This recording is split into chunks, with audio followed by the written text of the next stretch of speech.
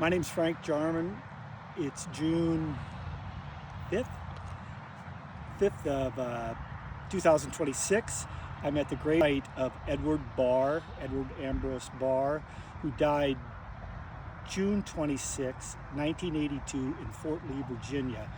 I met Ed in the summer of 1981 in basic training in Fort Jackson, South Carolina. We were both in the South Dakota National Guard on the opposite end of the state. We didn't know each other. We did our 2-month basic training there, left, never thought we'd see each other again. Day after my graduation, I jumped on an airplane in June of 1982 and flew to Fort Lee, Virginia. Edward was on that plane, and it turned out we had the same MOS. We were 94 Bravo cooks heading to Fort Lee, Virginia. We ended up in the same platoon together. Ed was a quiet guy, didn't have a lot to say to people. He was super nice, gentle, big compared to the rest of us, big muscular guy. And he was, it is my perspective, he's a Christian. He would sit in his bunk at night and read his Bible. But again, quiet, simple man, never bugged anybody.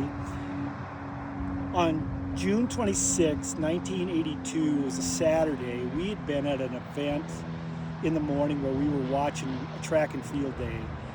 And when we got back to the barracks, myself, a gentleman by the name of Mac Tibbet from Louisiana, and Ed decided to go swimming.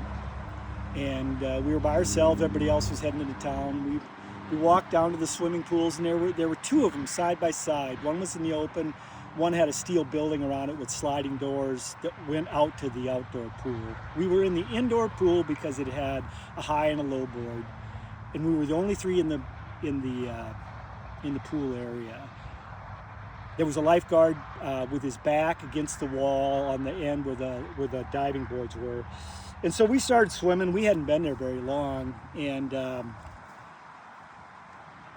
Mac and I were going off the low board. Ed was very athletic. He was going off the high board. And I remember one time I got out of the pool and I thought about him for a minute, wondered where he was. And so I walked around, looked outside, didn't see him. So I went off the board one more time and then got out of the pool, and I started thinking about him, and I was looking around, and in the pool area we were in, I don't think the lights were on, so it was a little bit dim on the inside.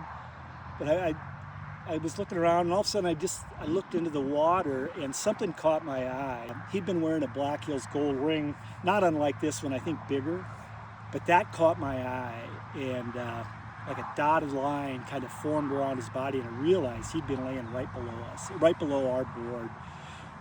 Don't know how long. I immediately called for the lifeguard. They pulled him out, started CPR. I ran and got on the phone and called for, I don't remember if it would have been 911 back then, or I called some number, and within minutes an ambulance was there. I couldn't even go back into the pool area and watch him do CPR on him. I was so shook. Anyway, he perished. They figured he'd been in the water for 8 minutes. And I went away from that, second guessing myself for a very long time. And both Mac and I both did, because we both had it in our head he wasn't there, and we didn't listen to that part of our conscience speaking.